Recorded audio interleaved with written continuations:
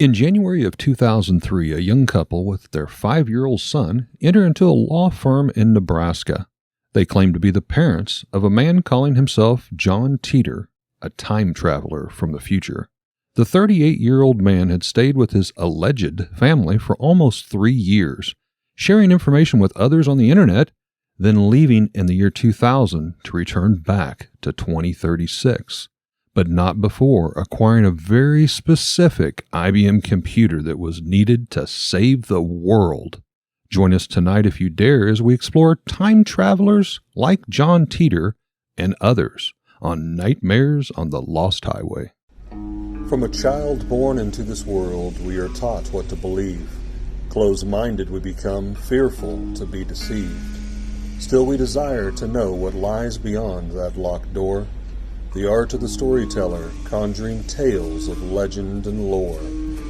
History hidden, lost knowledge, things forgotten and the unknown. These are the things that direct us and will set the tone. Welcome, friends, to another episode of Nightmares on the Lost Highway.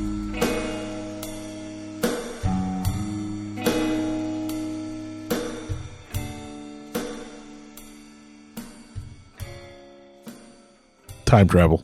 Time travel. This is, of all the things that we're going to talk about, time travel is one of those ones that Is it a stretch for you to believe? You've seen Back to the Future and the Avengers yes. and all this. How does time travel work? Could you go back and could you kill Hitler and could you stop the world? What if you meet yourself? From that? If you meet yourself, if you step on a butterfly while you're looking at dinosaurs, do we all turn into lizard people? There's so many. It spirals out of control very quickly. Yeah, it's my understanding that the Avengers model of time travel is pretty much the most accurate in that you could change the future, but it wouldn't be your future. Are you saying that because Marvel owns it or Disney? Well, at this point in time, Disney should have some sort of thing that just pulls money straight out of my bank account. I think they do. It works that way for me. Disney Plus. Yeah, no, Yeah. I forgot about that. Yeah. So maybe I'm just biased because I'm a Marvel, Star Wars, Disney guy. I don't know. Yeah. But time travel. It's just such It's a big pill to swallow. Yeah, and I guess maybe smarter minds than mine need to be part of this because I am not a physicist. I'm not I don't think on those levels, Eric. But well, and as a disclaimer, as we have said, we are not professionals or experts in this by any ways, but we sure love to bring up some weird, controversial subjects. Now, some of this, obviously, there are things we could touch on that we've already talked about. Our last episode, Philadelphia Experiment, does involve time travel a little bit, and Bielik in his time spent in the future. I don't think we're going to rehash old ground there. No, we kind of touched on that. I do feel like talking about time travel in that episode sort of led us into this episode. Absolutely. So you could say it was fresh on the mind or whatever, but I know you had come in possession of a certain book that sort of started us down this road. Yes. So maybe... And that's why I'm going to kind of focus on John Teeter and his story tonight because, as Bill said, I stumbled across the book. And in all honesty, this book has sold on the internet for thousands of dollars. And let me first put in there, no, I did not pay thousands of dollars for this. If I had $1,000, I wouldn't pay it for this. But I got a lot of books at an auction, just sci-fi kind of stuff that I like and dig all the time. And in the bottom of this, I found this really obscure book, and that led me down chasing the rabbit into the rabbit hole. So I think... Eric, you're going to focus on John Teeter, however we pronounce that. John Teeter. And I have some other, time travel related stories.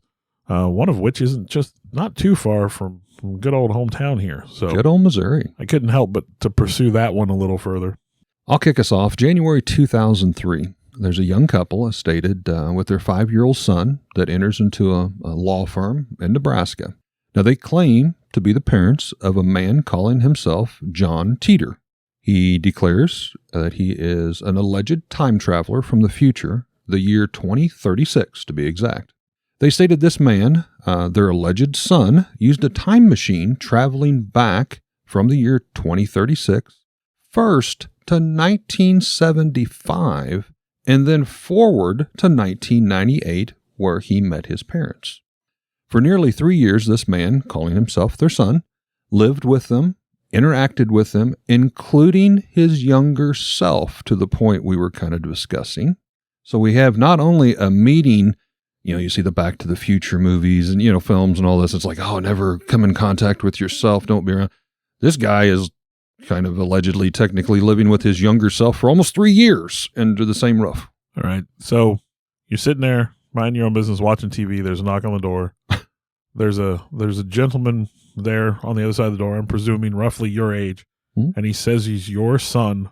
Hi, Mom, I'm home. The future. Do you just let him in and let him stay with you? I think it took a little bit of coaxing, but he knew details that amazed and surprised his parents. We're just going to say his parents. Alleged is a word we could totally use throughout this entire. But the mom actually answers the door, and after a short period of time, he's stern enough, but very polite and knows facts that only direct family members would know. As a mom, I'm trying to understand, here's a guy in front of you saying, I'm your son. And of course, I can't say you've never met him, but at least at this point in time, you've never met this age aversion. As far as you know, you've never met him. And so, yeah, to Bill's point, it's like this total stranger shows up at your door and, hey, I'd like to come in and let's talk, But this story has so many weird twists. Like I said, I chased the rabbit down the rabbit hole. So he openly chatted, discussed with his mother and father, as well as later on the internet and the world, who he was and why he came back in time. And essentially, it's to save the world.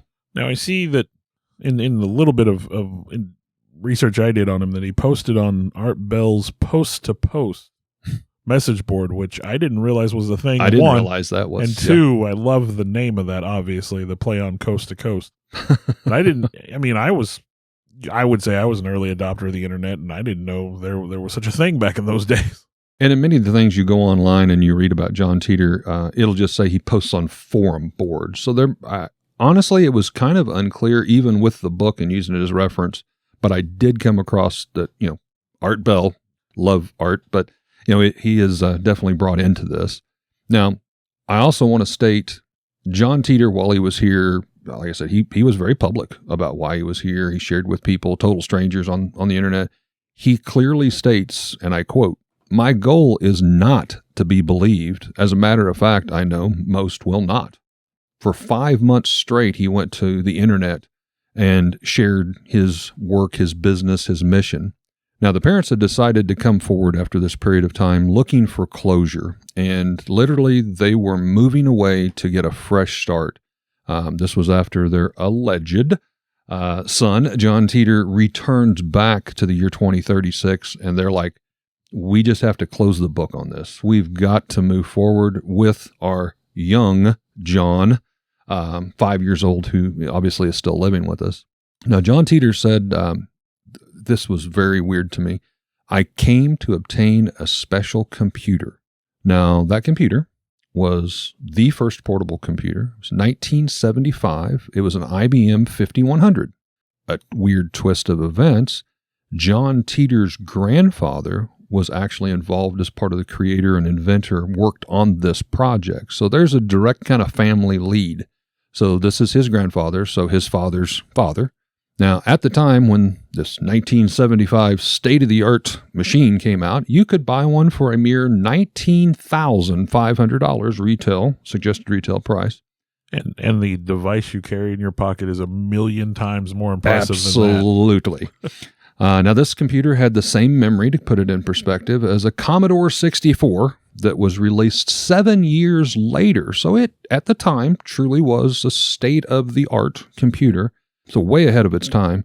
It had for all you tech buffs out there, and Bill, I know you've got IT's background, but a 1.9 megahertz processor, a 5-inch monochrome display, and an internal 2,000 kilobyte tape drive. Wow. It ran BASIC or APL in languages, and APL was a 1960s programming language that actually stands for literally a program language. APL, a program language. Well, no kidding. The original stuff wasn't too, creative. Again, the basic programming language, we called it BASIC. BASIC, yeah. Now, John stated this particular computer was literally the key to the future and saving it. He was part of a military division in the future that was assigned to travel back in time and retrieve not only this, but any type of special items lost to history. It was almost like they were trying to restructure after Great War, a museum of sorts, to bring that history of mankind, full circle. Now, here's another interesting fact. This John Titor, whether you choose to believe or not, must have sparked some interest with somebody in NASA, because there was a newspaper article, actually the New York Times, in 2002, and the title got me. It said, NASA is boldly going on eBay. So, of course, I had to read this, but it was for buying parts off of old vintage computers and for none other than the exact same 1975 IBM 5100 computer. NASA stated old tech chips were needed to test rocket boosters that they were developing. So they were buying the same computer that John Titor had preached and held to high glory as the key to saving the world years before now NASA goes to eBay and starts buying this computer. Little secret fact that almost no one would know. In one of John Titor's forum posts, he says it, meaning the IBM 5100, has the ability to read the older IBM programming languages in addition to APL and BASIC. We need this system to debug various legacy computer programs in the year 2036. Unix has a problem in 2038. 2038 is an essential date, he declares, similar to that would be known as the Y2K bug that some of our listeners might remember, that when the year 2000 hit, everything computer-based was going to shut down, and it was catastrophic. And obviously, as we know, here we are still today, and barely a hiccup. There's a really good King of the Hill episode that talks about that. I saw that one. That is actually good. However, regardless, this precise time, he states that in 2038, essentially this Y2K bug was going to hit. He states that in January 19th, precisely at 3:14 a.m. and 7 seconds in the year of 2038, that's pretty precise, regardless of how you look at this precise time, the computer systems with 32-bit systems won't be able to code because they count beyond 2.15 billion. However, as a special backdoor design never revealed to the public and only known to a select few who helped develop the system, hint back to the grandfather who helped design the system, this particular IBM 5100 had that ability. John Titor, however, did know this, and he shared this in one of his internal posts. He states, IBM never published that information because it would have probably destroyed a large part of their business infrastructure in the early 1970s. I would bet there is someone out there, however, who can do the research and discover that what I am telling you is the truth. There must be an old IBM engineer out there someplace that worked on the 5100. Guess what? There was. There was an engineer by the name of Bob DeBach. He came forward and for the first time went on record stating it was true and why they had designed it that way. There was a System 360 emulator hidden inside the IBM 5100. That gave the programmers access to the old 1960s, the huge mainframe computers that literally were built in rooms, in this first portable compact computer. How convenient for a time traveler to have all of this information in the first fold-up suitcase computer, if you will. Now, John stated this feature would allow them to drop in old legacy codes. While he was not clear, the theory was there would be a problem in the future with computers that needed this old tech from 1970. But the system mainframes were so large and unobtainable, this was the first option for them to get that in a compact version. However, since this old 1970s tech was hidden from mostly the public and anyone else, it would allow them to access that through this IBM 5100 link. That's a lot of specifics. Again, his grandfather was supposedly involved with it. Maybe he came across some of his grandpa's old papers or something, but it's just weird. Now, I had never heard of John Titor before, the first time we talked about him. And I think it was when you were showing me that, or talking to me about the book. Mm-hmm. So, one, obviously like you, it was kind of a shock that this How can this be? unassuming book is, worth thousands of dollars. Yeah. But then, like, the story itself is just kind of crazy. Oh, yeah. And it goes on. But I know you've got some things to share, so I'll let you kind of jump in here with some other non-John Titor versions. So, since we're so good about naming names and pronouncing things around here, the first story I have is Paul Dynock. We're going to go with Dynock, a Swiss-Austrian teacher living in Geneva in 1921. He became sick, became afflicted with what they called lethargic encephalitis, and the disease left him in a coma for over a year. And that, as if that's, not bad enough as it is. That's pretty intense for a whole year. When he woke up, he began to record an astonishing story in his diary. And basically, while he was comatose, he had entered the body of Andreas Northam. Now, this Andreas Northam lived in the year 3906. Wow. So somehow Dynock had let's say traded consciousnesses, maybe, which I think we talked about that in the Philadelphia Experiment episode a little bit. But in 3906, physicist Andreas Northam had a near-death experience due to an accident, and upon awakening from his accident, he was now Paul Dynock. He spoke an unknown language for the time, which obviously, so many thousands of years in the future, maybe the languages we have today don't exist. Right. And basically for this year that Paul was in a coma, this Andreas Northam in 3906 was him. He was living through him. So this is going to be a little confusing. So Andreas, if we'll kind of lay out the names again. Andreas is the resident of 3906, the man from the future. Paul is the man who's in a coma in 1921.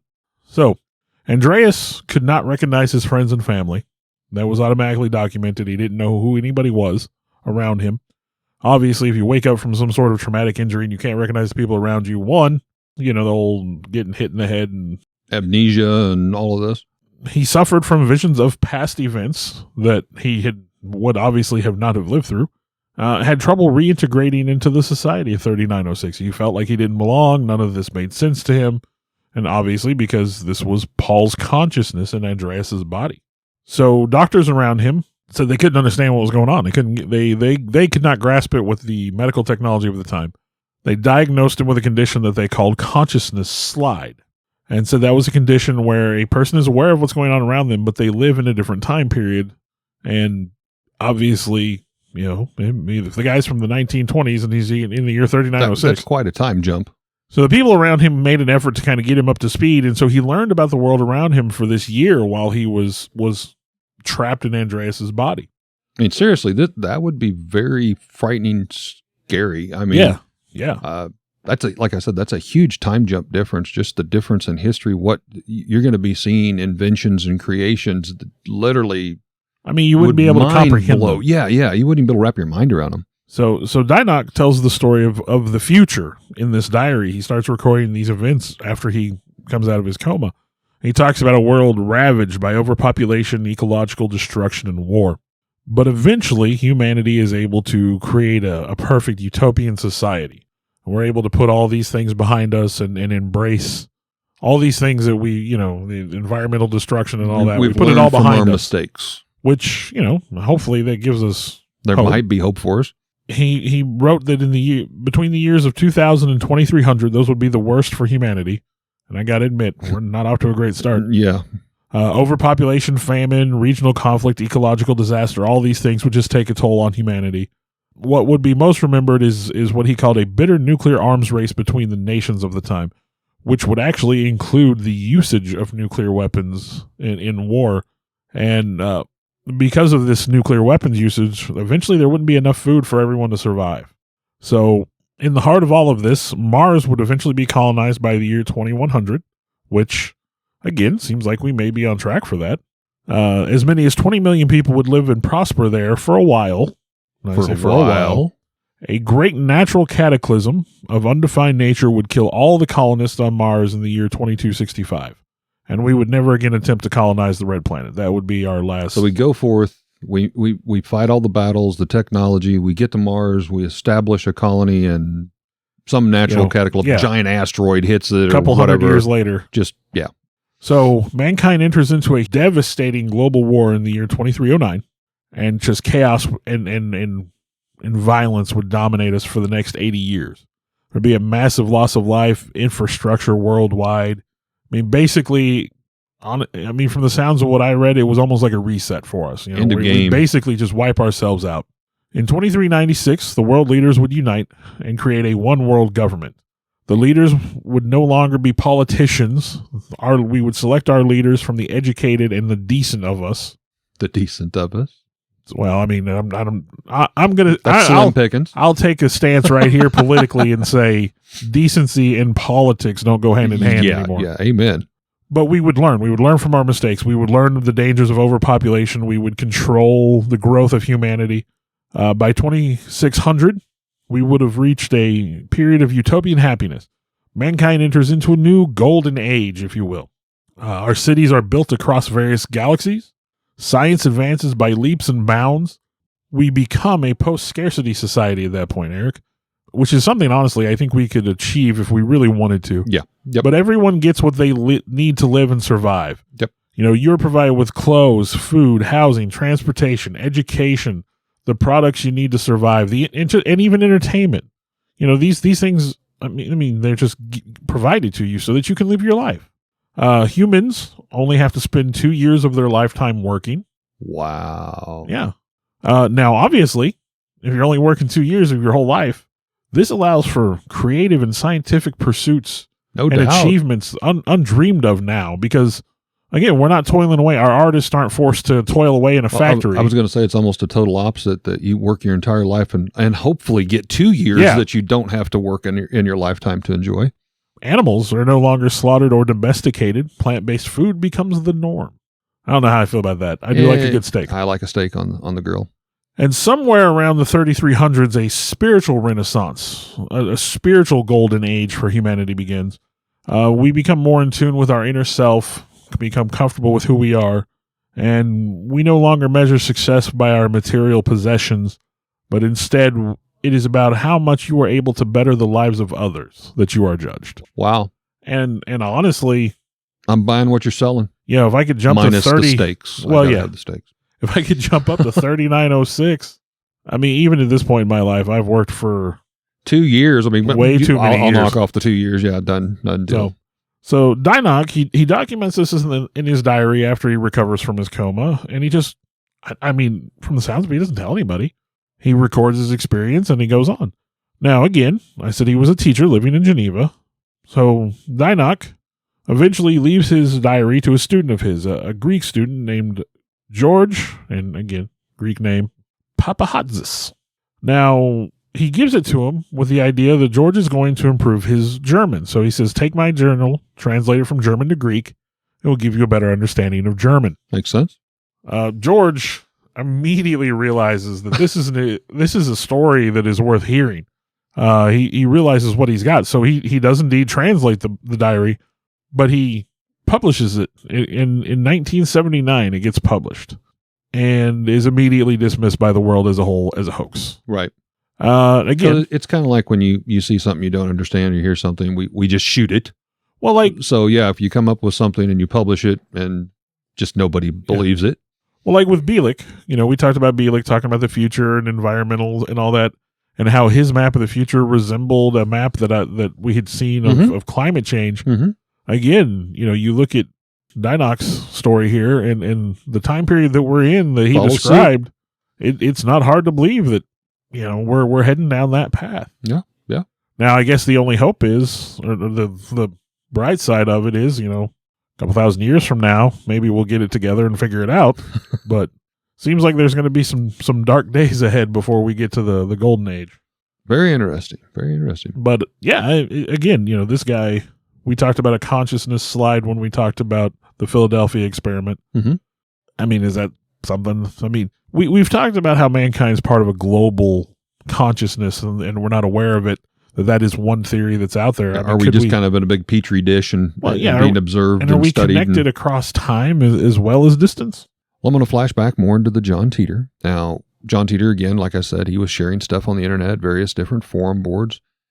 We talked about this APL programming language that was truly at the heart of John Titor's mission while he was here. when he was connected with the internet in the year 2000, using this language he leaves his messages. Here's one of the first entries. I am a time traveler from the year 2036. Great opening line just to post on the internet. I am a time traveler from the year 2036. I am on my way home after getting an IBM 5100 computer system from the year 1975. My time machine, in quotes, is a stationary mass temporal displacement unit. It was manufactured by General Electric. This unit is powered by 2 topspin dual positive singularities that produce a standard offset tipular sinusoid. That's a lot of words. That makes perfect sense, right? Yeah, I can envision it right now. I know exactly what he's saying. In later posts he would make, he says, well, if photo uploading was allowed, keep in mind, early internet, that wasn't really a new thing yet. He said, I wish I could share pictures from the future, but obviously I didn't take those. But later on, he does share pictures of his time machine from this time on the internet. You can find those, as well as a number of sketches, that very detailed sketches that he has made. He also claims that he had mounted his time machine, get this, in a 1967 Chevy rather than a DeLorean from a very popular sci-fi movie. That's my part in there. He didn't say that. But let us not forget, truthfully, that history often inspires art, and sometimes art inspires history. Such things like flip phones, referring back to the old Star Trek days TV show. Their walkie-talkie communicators was that flip phone. Some kid that watched Star Trek, I guarantee you, helped design the first flip phones, and that's exactly where that inspiration come. Or more recently, the creation of such things as Space Force.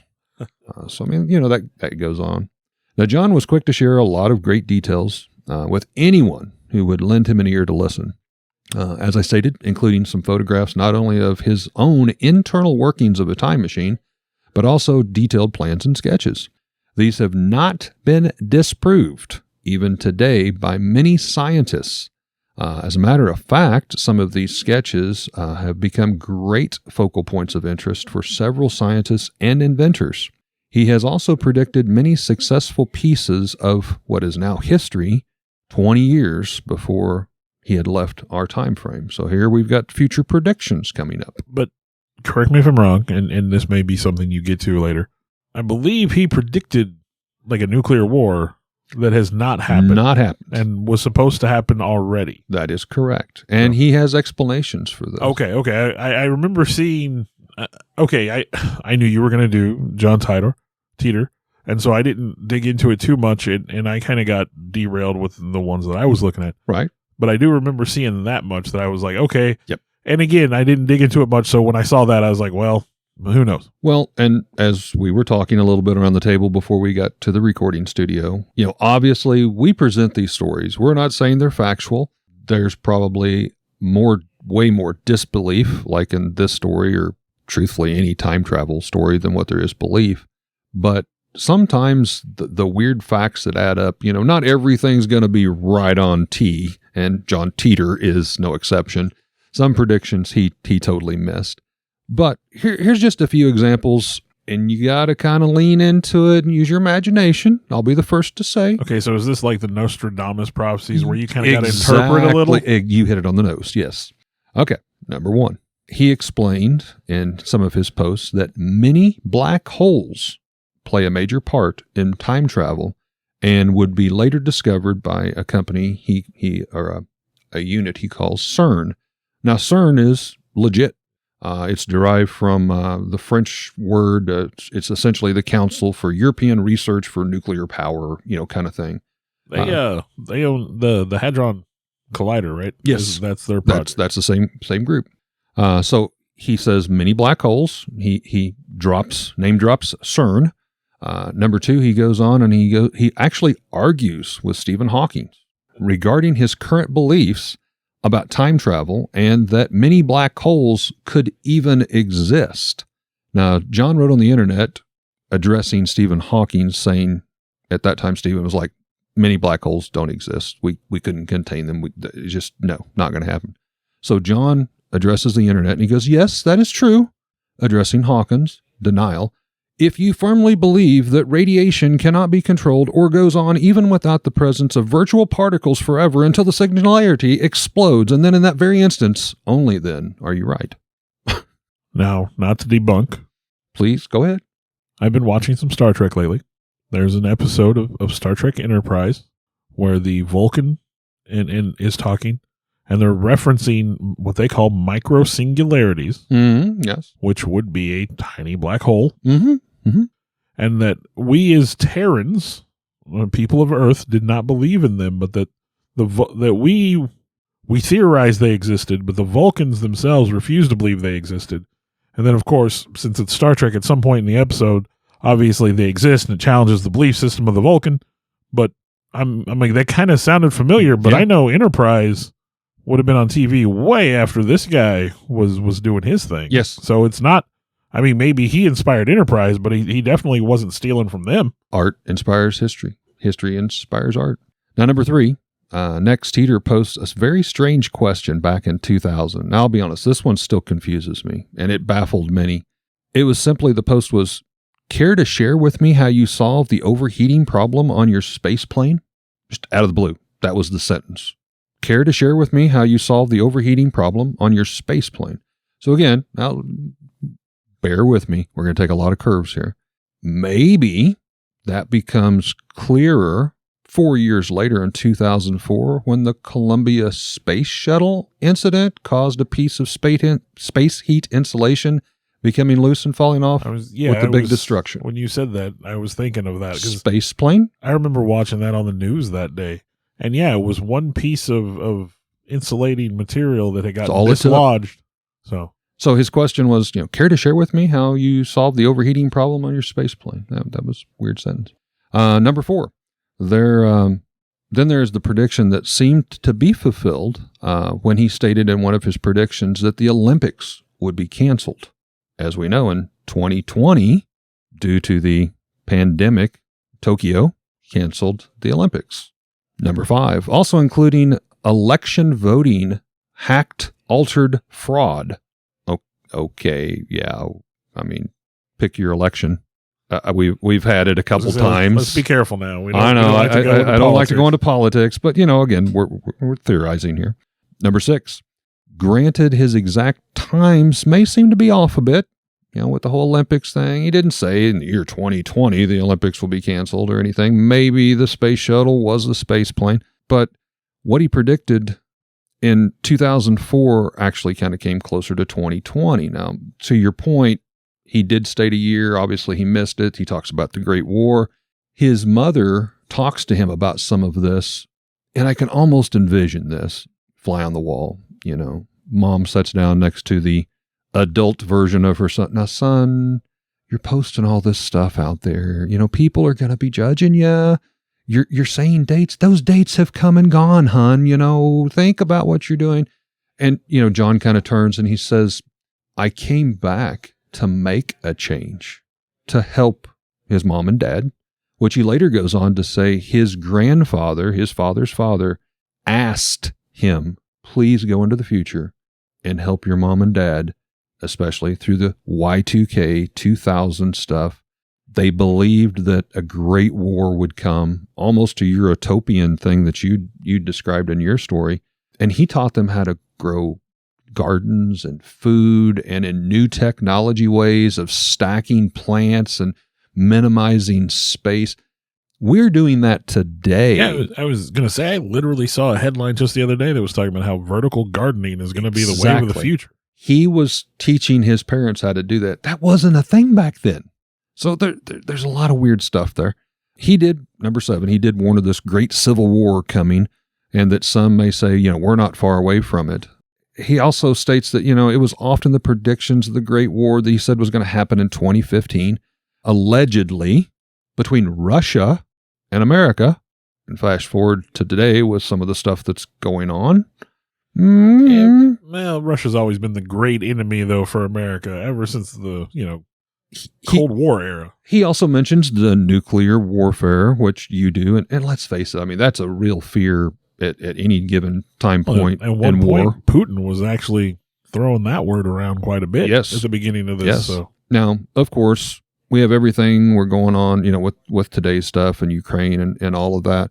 But John explained this was quantum mechanics, starting the events he knew that took place in his timeline before he went back to 1975, acquired the computer, came forward to meet his parents, and he said some of those are going to have slight differences. And he wasn't a believer that he could really change time. There wasn't like if you lived or met yourself, it was going to be the catastrophic end of the world. He definitely did not believe in that. He actually kind of scoffs at that. But he said when you're traveling at multiple different times, things aren't always going to line up. That's kind of the way he kind of blew it off that, don't hold me exactly true to these dates because that's what was true in the time frame I came from, and it may have totally strayed off, through the different time jumps, travels, planes, however you want to put it. Now, John Titor did warn us of an impending civil and nuclear war. This was kind of at his heart of the belief, besides the whole Y2K thing, that he needed to help prepare his parents to survive through. Now, there is also a book out called The Chrononaut by a gentleman by the name of Chris J. Simpson. In his belief, as well as others, get ready for this, aliens are actually just highly developed human time travelers. They're not celestial from other planets or galaxies at all. And their spaceships or UFOs are nothing more than their time travel machines. Now, John Titor was once asked about aliens in the future, because surely if we go to 2036, aliens have finally set and colonized here on Earth and all that.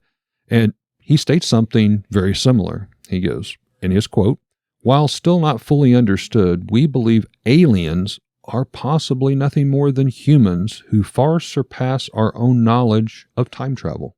Interesting. Kind of mind-blowing. Now I have to kind of tie back into Stephen Hawking. He replied once and he said, "Time travelers, don't you think if they existed, we would know about them by now? Stop and consider. Just for a moment, what if they have? And they've tried to communicate with us and leave us signs, and we blow them off." Well, it kind of goes, again, if they're so scientifically advanced, maybe we don't realize. I mean, it's above our comprehension.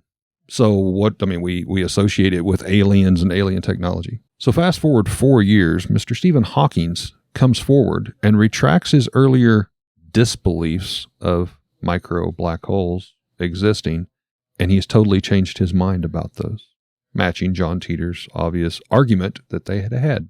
Another little aside here. This is probably one of my more favorite anecdotes. I really liked this one. I'm familiar with it before, but I got reacquainted with it when I was doing my research here.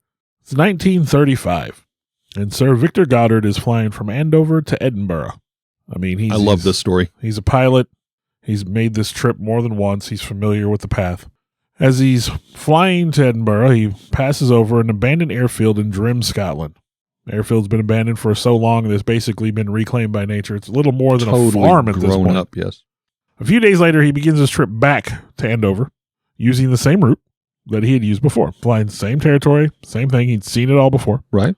Right before he gets to where Drim Airfield would be, he flies through a storm. A storm, as he described it, a strange storm. Now, along with high winds and heavy rains, he noted that the clouds were yellow. Ooh. So it was very, very strange. He became disoriented. His instruments were not reading correctly at one point, and he began to lose control of his plane.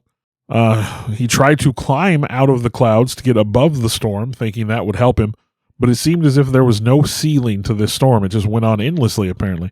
So at a certain point, he begins to fall. His plane just starts to drop out of the sky. And when he punches through the bottom of the cloud cover, he sees Drim Airfield. Now, as he approaches, he begins to notice a few things. Number one, the storm disappears. The sky becomes clear, becomes sunny. Everything is clearly illuminated. He can see clearly Drim Airfield. Drim Airfield is there, but it is no longer abandoned. It looks as if it's been newly rebuilt, remodeled. It's been, restored. The cows are gone. The grass and weeds are removed. Yeah, the airfield is repaired. Now he can see mechanics out on the runway. He sees 4 planes parked along the runway.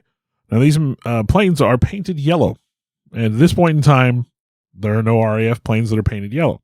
He also notices that one of the planes is a model he's never seen before.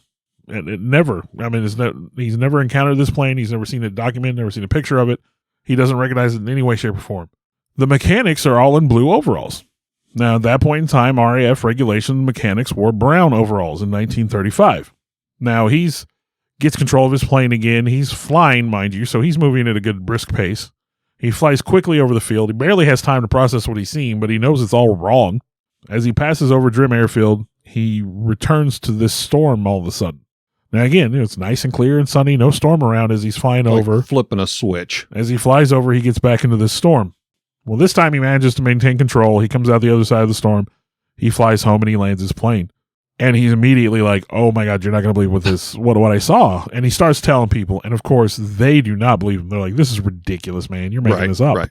Now, by 1939, Eric, what do you think happens? What do you comes full circle? By 1939, Drim Airfield was reclaimed, restored to its original usage and intent. We now have yellow planes. We do have yellow planes. RAF training planes begin being painted yellow in the year 1939. We have the correct color of coveralls. 1939, the RAF changes mechanics overalls from brown to blue. What? The plane that he saw on the runway that he didn't recognize joins the RAF service in 1939. So it matches what he saw. Straight up Twilight Zone. Drim Airfield in 1939 looked exactly the way he saw it in 1935. But in 1935, it was essentially abandoned. It was completely abandoned and essentially a farm. Now, correct me if I'm wrong, but again, this was one of my favorite stories, and I remembered it from years ago.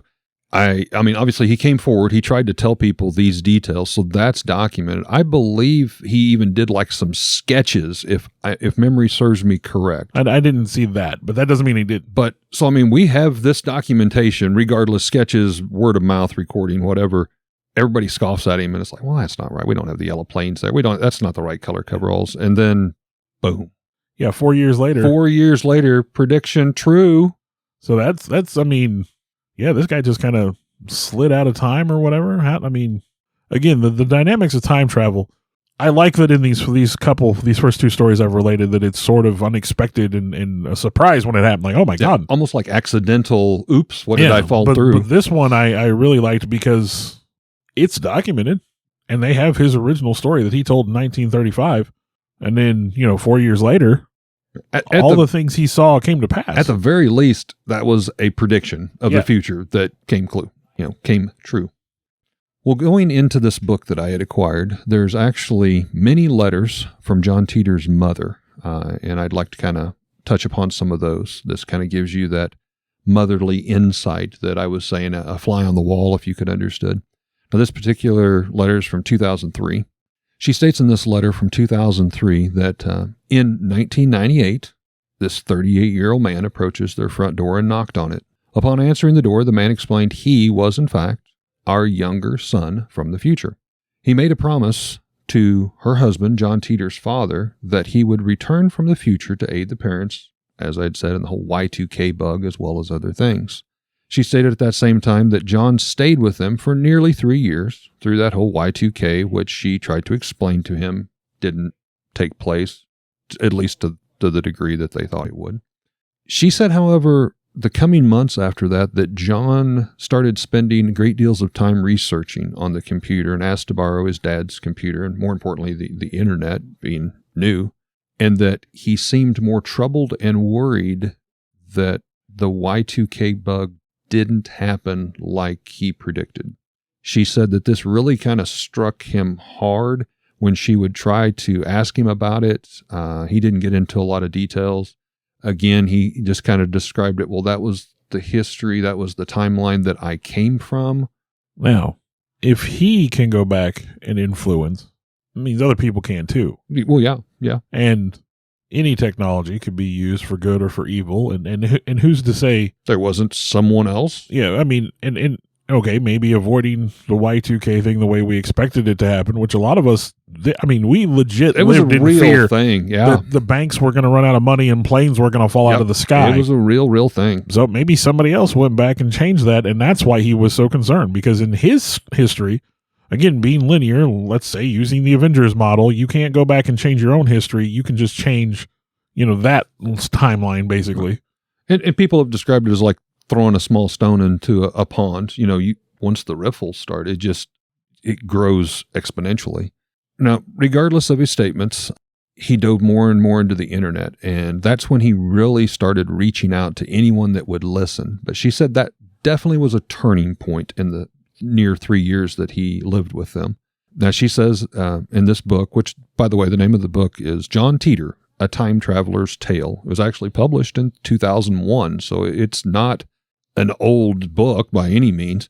And this is the book that I was just lucky enough to happen to obtain. It reads, "If John was trying to get some other message out, I hope that this book will further those ends. For me, my husband, and our young son, it is over."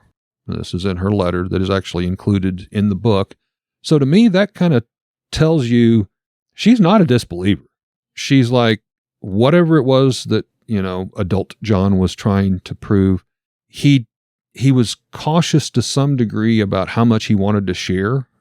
He was open, but there was some things when you would ask, especially the mom or the dad, he would say, there's just too much going on, and without all the history, you're not going to comprehend it. He made several posts even on the forums when people would ask, explain to me what the year 2036 is like. And he actually says, well, I'm happy to. But without the context and all the history of how we get from point A to point B, I highly doubt it's really going to help a whole lot.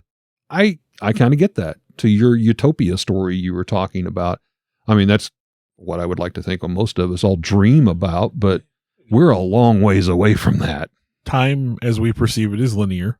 And again, like you said, without understanding how we get from A to B, you don't understand the context. He could explain the world as it is, and we could just be like, well, that's bullcrap. You're making that up. It doesn't make any sense. Yeah.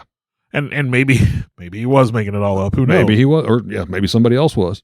Now, it is said that John was I'll use the word oddly comfortable with trusting people, especially online, to talk about his work in time travel after this Y2K event. He believed he knew enough about technology. This is from his mother stating this. He believed he knew enough about technology that he could avoid detection from those wishing to hunt him down, and quote unquote, and often used many different alias names or surnames that he made posts with that may not have been discovered yet to identify that was actually John Titor. So there may be more out there that's just not signed John Titor, but obviously she's wanting to believe here. There's a part of her that, it's like, I'm not real sure what he was up to. I think he may have maybe embedded some secret keys to be uncovered. I hope the publication of this book, and here's all my letters, maybe it'll mean something to somebody somewhere at some time, and it'll help, because I feel guilty enough that I need to get this off my chest, but then we're walking away and we're done with it. We've got to move on. He also assured his parents that they would be safe, and that was the main reason he came back to help and protect them. Even after he leaves back to the future, they would be safe. Now we go back to John's first post, and he says, "I was about to give up hope that anyone knew Tipler or Kerr was even on this world line," and I think he's referring to the internet, the world line. "The basics of time travel began with CERN in about the year 2001 and ends abruptly in 2034 with the building of the very first time machine. Too bad I can't post those pictures. I wish I had them to share them with you." As we had talked, CERN was actually a part of a convention that formed back in September 29th of 1954. As we stated, CERN is a European organization for nuclear research. It should also be noted that CERN did make the world aware in the fall of 2001, exactly the year he stated, they were starting to develop a version of a black hole in their laboratory to do research. Could that be what Titor was referring to in his first post? John's mother goes on to say, "John arrived in the summer of 1998, spending this time with us. During that time frame, I only saw his time machine once. He was quite secretive of it. She describes it as being black and almost a living matter that was constantly moving or shaking, making her feel very uncomfortable and even nauseous." Have you ever seen ferrofluid? Magnetic fluid. Oh, yes. When it's exposed to a magnet and Yes. it kind of moves and Yeah. spikes and Yeah. whatnot. That kind of sounds like that because it's always black when you see it. Yeah. Yep. And I'm wondering if that's makes maybe sense. part of that. I mean, I'm drawn into that, and it's like this is straight up out of a sci-fi, movie or something. In some of the research papers that the family had that they brought to this lawyer in Nebraska, John Teeter explained some of the things that would be needed for time travel, very specifically. Number 1, a magnetic housing unit for dual microsingularities. Number 2, electron injection manifold to be able to alter the mass and gravity of the microsingularities. Number 3, cooling and X-ray venting system. Number 4, gravity sensors that he refers to as VGL systems. Number 5, 4 cesium unit main clocks. And lastly, number 6, 3 main computer units. It sounds like a recipe. I'm not exactly sure for what we're baking up here, but pretty specific. And in one of these conversations found online, a person actually asked John Teeter, Can you meet yourself on another world line? And if so, what happens? We've kind of touched on this. And John responds, it always surprises me how hard it is for you people to grasp and understand this. Nothing would happen. It has occurred with me twice.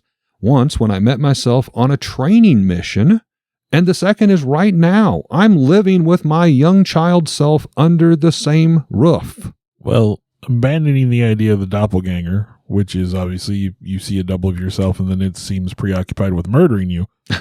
It makes sense, right? I mean, you're still physical matter. The fact that it doesn't change it. Yeah, it doesn't change anything. I mean, part of the argument that I've seen in pseudoscience or sci-fi is that, the same matter can't exist at the same time in the same place or whatever.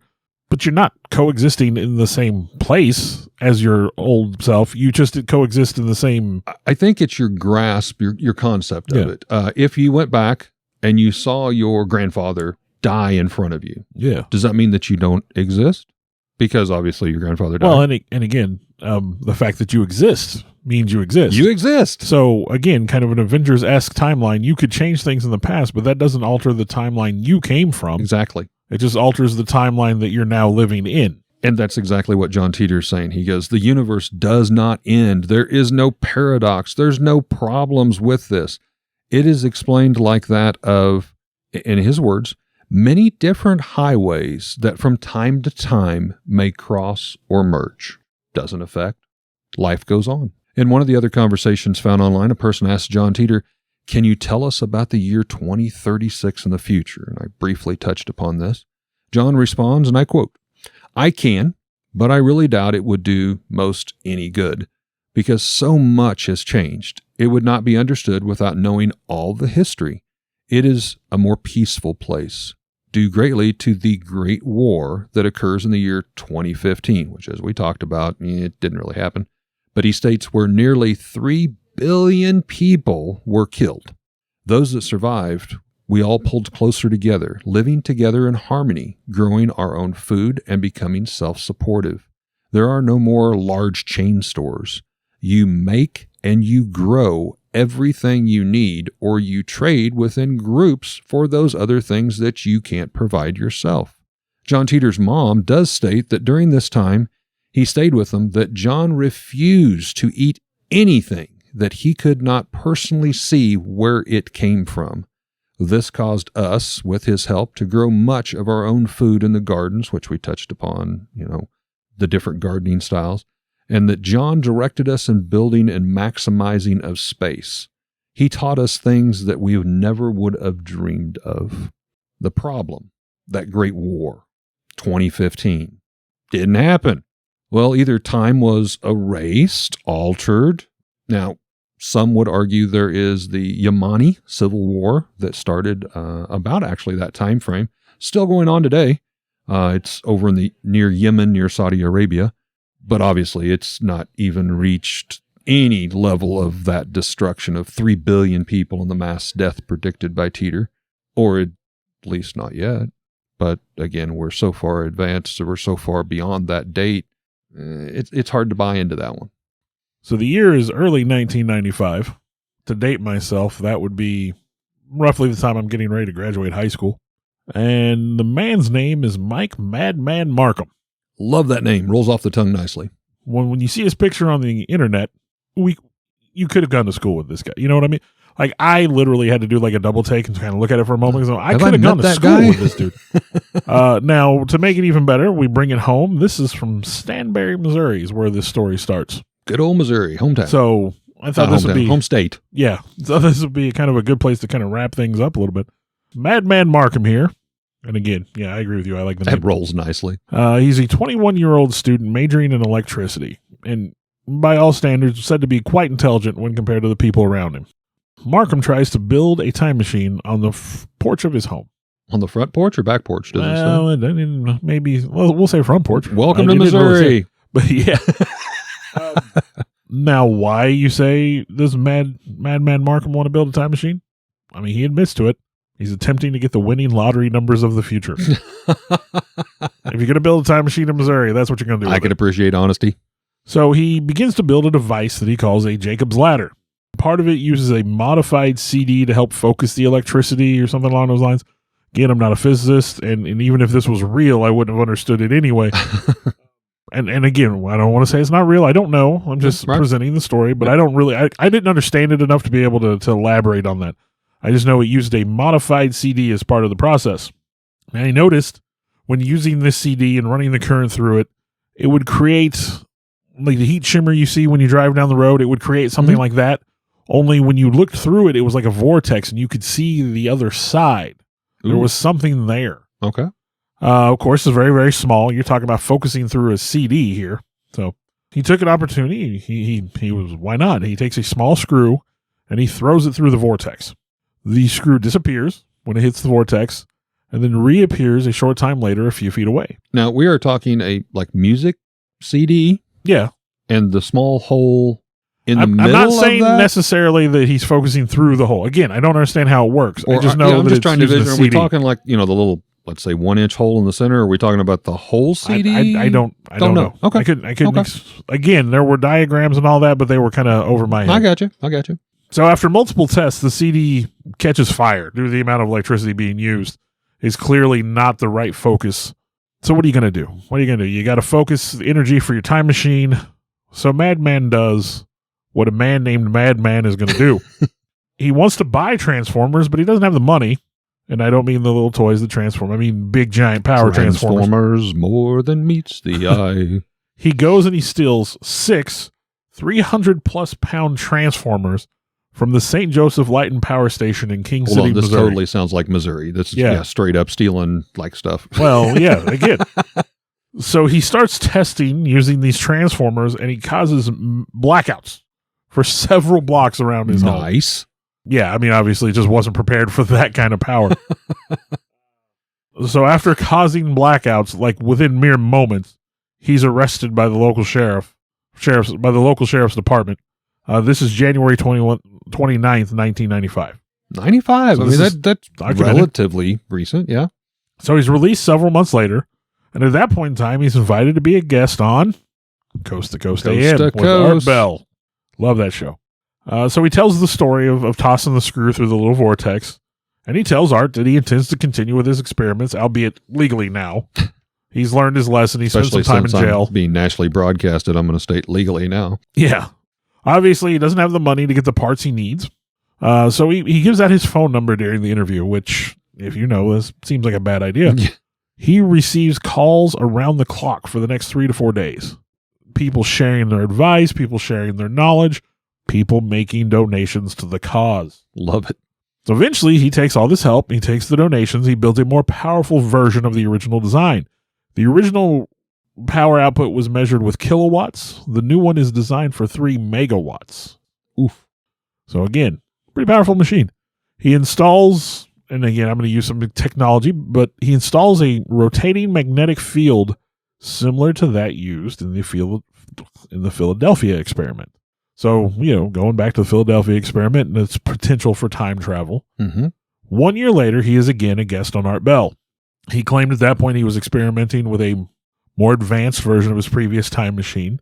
This time, he said that he had finally gotten the vortex big enough for a man to walk through. Now, there were stories that he had made a version big enough to put a cat through. He said that those Come here, that kitty, did not kitty. happen. Come here, kitty, He denied that he'd ever done that. When asked what he was going to take with him, he told Art Bell, "Only my cell phone." Only my cell phone. So. Did he think he was going to get good reception? At the end of the conversation, as he kind of wrapped up, he said he was only 30 days away from completing his experiment. This would be 1997.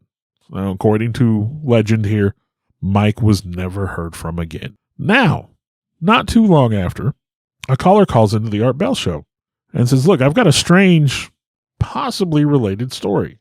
I don't remember if they said it was a family member or somebody they knew, but in the 1930s, police found a dead man on a California beach. 1930s. He had been crushed to death in a strange metal tube. Inside, obviously. The body was unrecognizable. No way to tell. I mean, you could tell it was a person, and that was about it. So I don't want to get too gruesome. Yeah. Not a lot left, probably.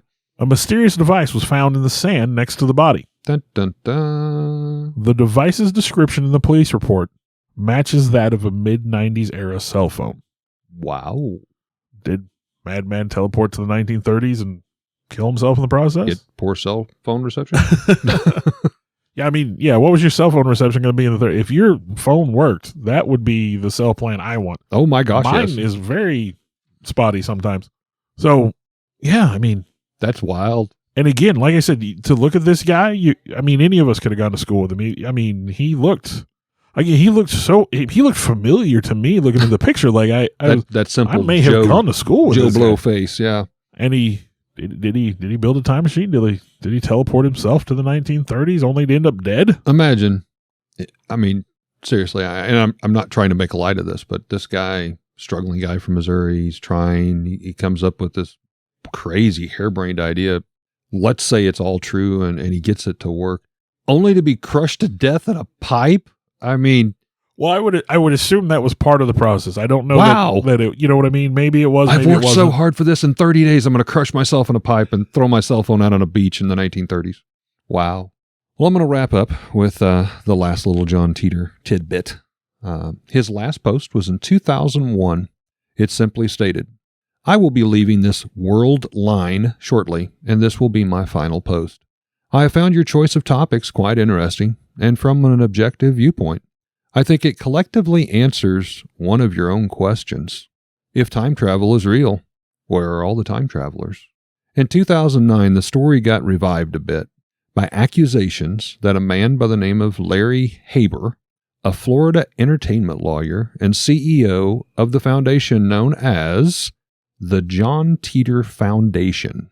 It was reported that Larry Haber and his brother Maury Haber, who was a computer scientist, may have very likely been the men behind the John Titor story that they introduced in 1998. Should also be told that the name John Titor is a registered trademark with the United States Patent and Trademark Office. Seems a little odd. Is it real? Is it a hoax? Is it like most stories, with possibly a seed of truth? Or is it possible denial that we have had and do have time travelers that walk among us, but we just simply choose to scoff and blow them off? We'll leave that up to our listeners to decide. We hope you've enjoyed yet another adventure on Nightmares on the Lost Highway. Thanks y'all for listening. We'd like to give a shout out to our first paying sponsor, Raven's Loft. That's our family shop here located in Lebanon, Missouri. It's your one-stop gaming, vintage toy, and collectible shop where you can find Star Wars, Transformers, G.I. Joe, comics, vinyl records, role-play gaming, Magic the Gathering, and so much more. We're located here at 223 West Commercial, downtown Lebanon, and also in our second location, also here in Lebanon at the Heartland Antique Mall. We'd like to thank Raven's Loft for again supporting Nightmares on the Lost Highway. I want to take a time to thank the people that helped bring this all together. Alex Tudor, you can almost call him our producer at this point. Sarah Tudor, who also helps with some of the technical stuff. I want to take a moment to extend thanks to Eric for letting us use his space to record in, kind of our makeshift studio. I, in turn, would like to thank Bill for, one, putting up with me and using this camaraderie to do something we both very much love and enjoy doing, and thank Bill's family for allowing him to spend all the time to work and clean up our recordings and present them in what you hear in the final terms, the final edition, if you will. And I'd like to thank all of you for continuing to listen. I know we've got some loyal followers out there. We do this as a labor of love, but we're happy that there are people that enjoy it hopefully as much as we do. Thank you very much.